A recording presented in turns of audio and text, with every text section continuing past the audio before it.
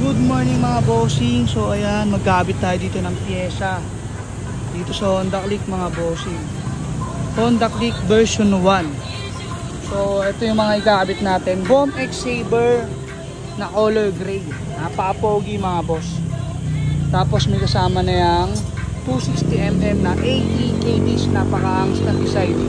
Para sa mga gusto ng budget friendly lang. Tapos syempre libre na natin yung tornilyo sa kapito, sa kasilan.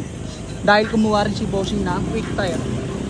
Ang size ng quick tire ni bossing ay gusto niya malaking gulong mga boss eh. So yung pinili niya ay 180/14 tapos 110/80/14. Bali nag-add din pala si bossing ng TRC pipe para sa kanyang Honda Click B1. Sinabi ko nga ayun hindi may lalagay ito sa B1 pero nag-suggest tayo na padugtong elbow na lang dun sa gawaan. Ayan, malapit lang naman kasi dito.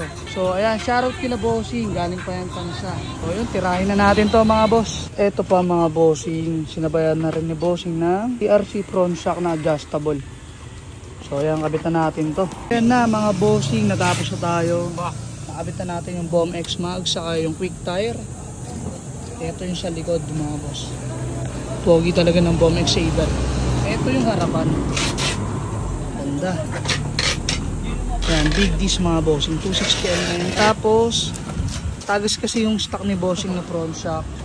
Kaya, nagpalit na rin siya ng TRC mga boss. Siyempre dahil TRC yan, nagpalagay din si bossing ng TRC power pipe. So yun nga, nagparitubo tayo dyan mga boss. Ayan o. Tatlong hilang ang ginawa nila. Tapos sa canister mga boss, isang tornilyo lang yung nakakapit.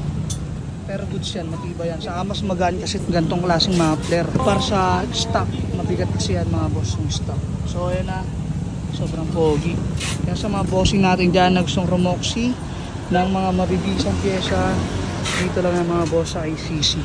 Tingnan na lang mga boss, KCC Motoparts Sampaloc Port. Sa larga na sila bossing. So ito sila bossing, binigyan natin ng malaki-laking discount. Dahil dumayo pa yan dito sa shop. Thank you bossing ha, ingat po boss. Larga na sila.